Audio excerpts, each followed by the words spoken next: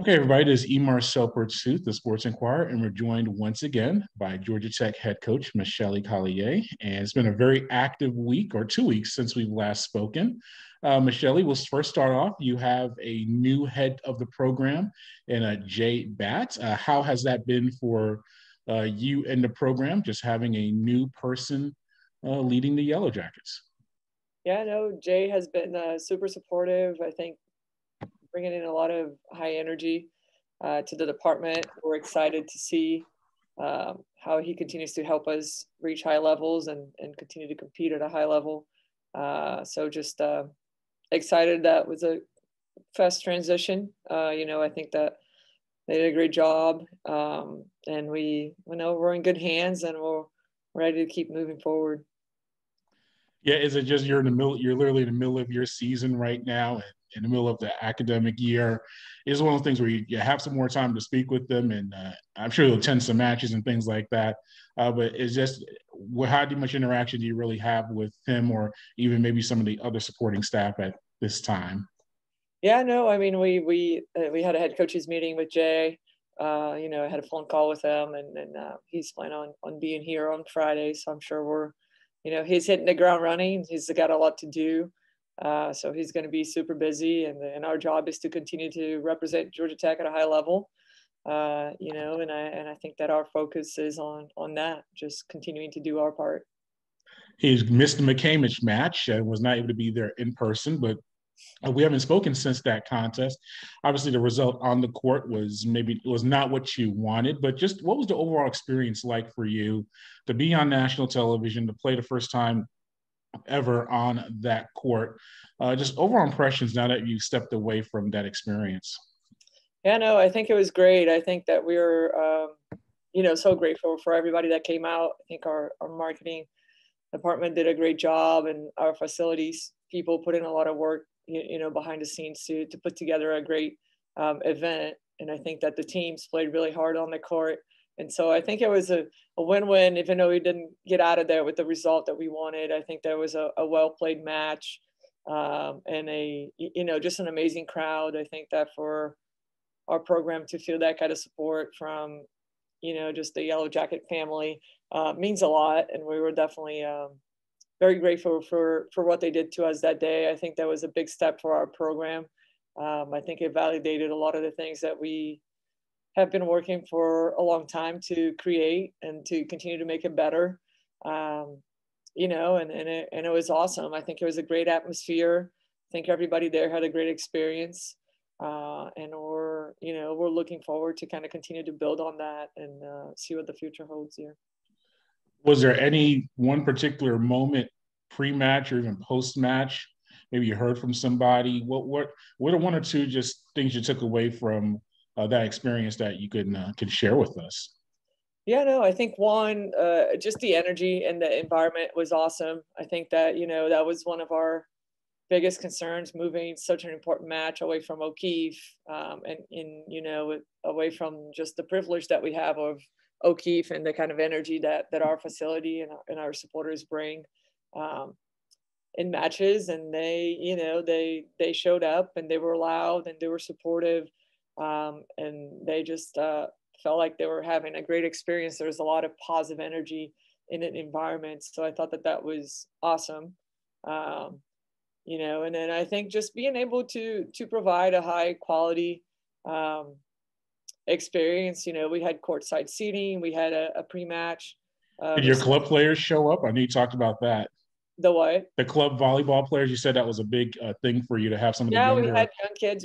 kids there. Yeah. Yeah, we definitely had a lot of young kids there, and a lot of volleyball supporters from the community.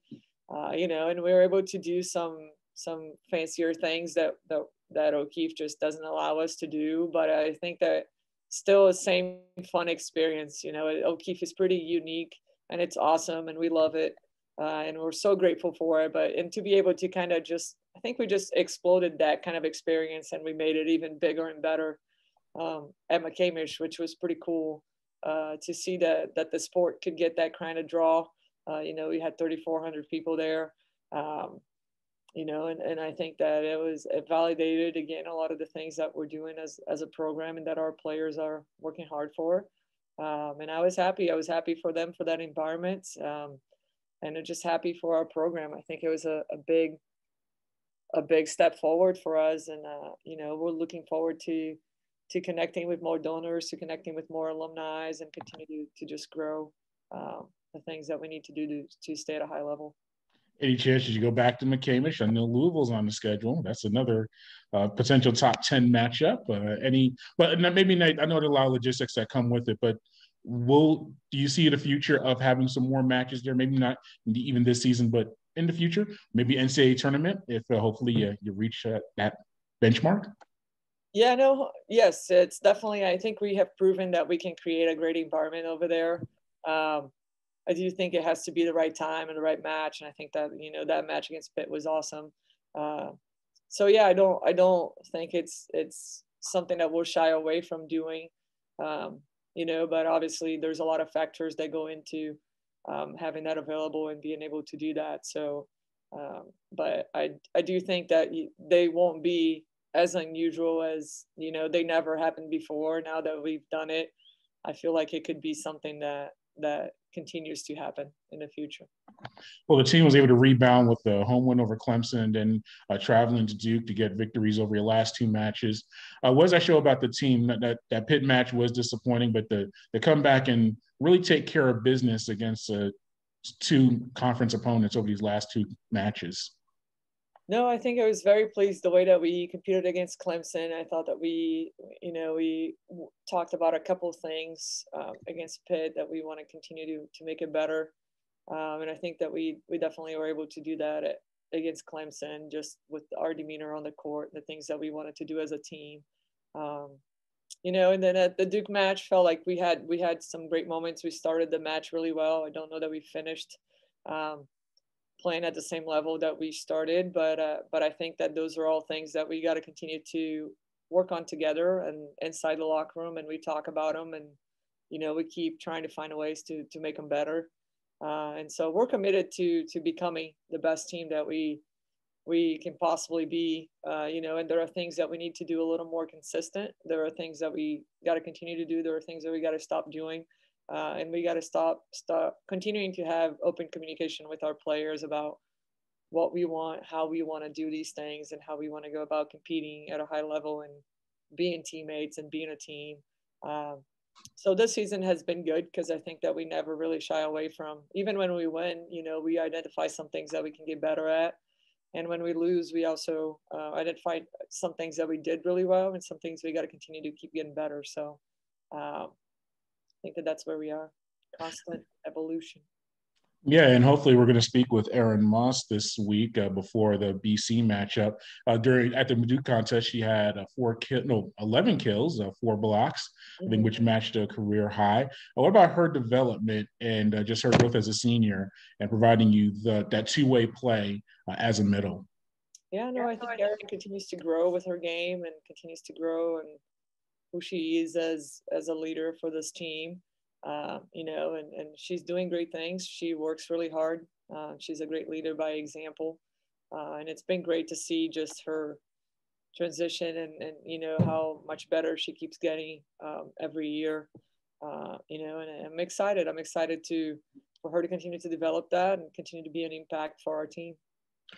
I'd be remiss if I did not bring up the viral moment at Cameron Indoor Stadium. We got to see your athletic skills, and I hope it wasn't one take, but the video showed you with the spike, or no, a set, not a spike, a set into the basket. First, what was the inspiration for that? Did you play basketball in the past, and what about the reception that has received not only from the volleyball, but I saw other athletic programs and people retweeting it and on Instagram and everywhere else? No, that was, we get to facilities and we always try to, when we're waiting around, we always try to play some games or, throw the ball around, bust around. So we thought that was maybe a hard thing to do. And some of the girls started doing it. And so I was sitting down, I was watching, and I was like, maybe I'll go try too. And so, but it took a lot of tries. I mean, Tyler, our radio guy, was out there just waiting for the perfect moment. And, the girls had to go warm up. We couldn't get it done. And then they all had to go warm up. And I was like, well, while you guys warm up, I'm going to keep trying here. And so, So it wasn't one, it was, so it's was it one take? never give up. It was not one take? I thought it was one take. That's what I No, saw. we were joking. There's no way it was one take. It took away the magic of it. But no, did you ever play? Did you ever play basketball in your youth or any other sports? I don't think we ever talked about that. I know Yeah. volleyball was your big focus, but I'm sure you try some other things. Yeah, no, I did some things growing up, just gymnastics, Huh? handball in Brazil is a big sport down there. Uh, Volleyball. Played a little bit of basketball, but very young, like just not, like in the little sports schools, you would say. Swimming, so those are all in Brazil. I think it's typical for you to grow up in a athletic club setting that you have a membership that you pay for, and then you take all kinds of classes as you go. And so sports, it's always a big thing on your day to day over there, especially when you're younger. And then obviously it gets, probably around 12, 13. That's when it started to be just volleyball. Um, but yeah, so it's just something that it's kind of been on our growing up. We've just kind of been exposed to, enjoy watching, but definitely don't consider myself. I'm probably better at it bumping it than I would be maybe throwing it. So. But you bring up a good point though, and I like to ask other coaches about this with their athletes and with the youth sports. It's so focused, especially at the club level, where it seems like when you're 5 or 6 years old, you're determined to play only one sport. Mm-hmm. But do you think it's good for an athlete to play different sports as they're coming up? And are you attracted to that as far as recruiting? If one of your athletes maybe plays a basketball or a soccer, tennis, maybe another sport to show that maybe they have a diversity in their athletic game? Yeah, I think I'm a big supporter of allowing kids to play a variety of things as much as possible. Obviously, it gets to a point where it really needs to specify if they're kind of going to the next thing. So, but I do think we are specializing early. A lot of times, I think sometimes youth sports are not as accessible as maybe they need to be, or in schools maybe um, they need to, there needs to be more options there or something like that. But I do think that kids benefit from cross training, playing different sports, developing different strengths and weaknesses. And but obviously you do have to, if you want to play in college and if you want to kind of continue to elevate your level, there's going to be a point where you're going to have to focus on that sport. But even within that sport, not focusing on positions very early in their careers, just being able to really play the game and develop a little bit and learn about all phases of the game, I think can be helpful. Do you find that where a player, which he's like 10 years old, is like, you're going to be a right side and that's all you're going to play, or you're going to be a libero and that's all you're going to do? Do you find that? Or do you find that you have some coaches that will let players try different positions and different spots on the court? I think you see both, but I think you are seeing a lot of the early specialization, which is unfortunate. But that's kind of Yeah. as a parent, you kind of have to find the right fit and where you go, and how they're going to develop your fundamental skills. There's a lot of things that go into a skill of a sport that's beyond just playing that sport. So I think just understanding that and allowing your kid to just grow in that environment, it's really important. No, I was just talking with within volleyball, sticking with that. As a player, is it just like a height thing, or it's like you're going to be a libero, or you can do this at 8, 9 years old, you're going to be a setter? But do you do you see people allowed to maybe try playing right side, try being a middle, even though you may not be that great at it, but at least you get to experience it? Do you see club coaches and high school coaches trying to do that, or just so set on? No, I think you see both. Yeah. I think you see both, but I do think that kids are specializing a little younger maybe than they should. I think they all learn and develop at different stages. Some kids continue to grow until they're 16. Other kids, when they're 14, they're already at the height that they need to be, or even their cognitive, like responses, hand-eye coordination, like all these things are, everybody's their own individual person. And so they're all going to develop at different times, and sometime putting too much expectation on a kid at a young point, or putting too little expectations on a kid on a young point. I think that can kind of hurt them, and not let them kind of follow the process that it takes for them to be as good as they can be.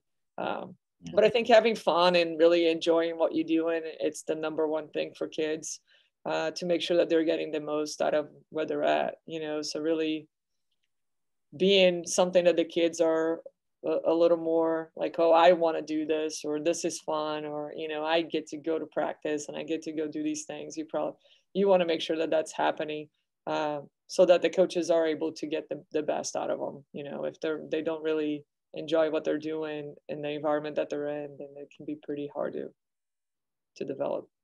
I just want to see tall liberos or short middles.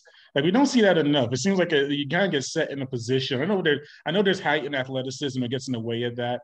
But why do you? I would like to. I joke, but it seems like liberos, even setters, tend to not have as much height than some of the other players. Because do you notice that as well? Like, have you found tall liberos, maybe a 5'11" or a 6-footer that plays that spot? Yeah, there are, but they're rare. I know, it's just, kind of like running backs, or like specific positions that have usually, as the taller you get, the more physical kind of your position. So there's different places on the court that kind of could benefit from height, or could benefit from speed, could benefit from leadership and thinking. So all of that, obviously the height doesn't determine that, but a lot of times you can't teach height either, so they can help you a lot in a lot of situations. Fair enough. All right, and now you have Boston College coming up on the 21st, a team that up and down season, but coming off a big win at NC State. They contain players like Kate Brennan, who leads the conference in hitting percentage, and Sophia Lambros, second in aces per set. So a team that offensively can present some challenges to you and are coming off of a win. So what are your thoughts on the Eagles as you prepare for them? Yeah, these guys have always presented a lot of challenges for us when we play them. They play fast. They're a team that really doesn't give up. They hang in there and they stay in there. And that NC State match, you could see they had a couple things that were adversity to them. One of their players that was, probably scoring a lot of the points at that time got hurt, and they had to sub somebody out. They had one of their top scorers from Friday night to Sunday not play. And so, this is a team that really, I think it's fighting hard. They have good team chemistry. They have good momentum. I think that they just really enjoy competing. And these guys they're hard to beat. They definitely expose a lot of the things that we need to continue to get better against. And so it's always a tough matchup for us. Well, Michelle, thank you for your time. We greatly appreciate it. And good luck this weekend against the Eagles and the Orange. Thank you.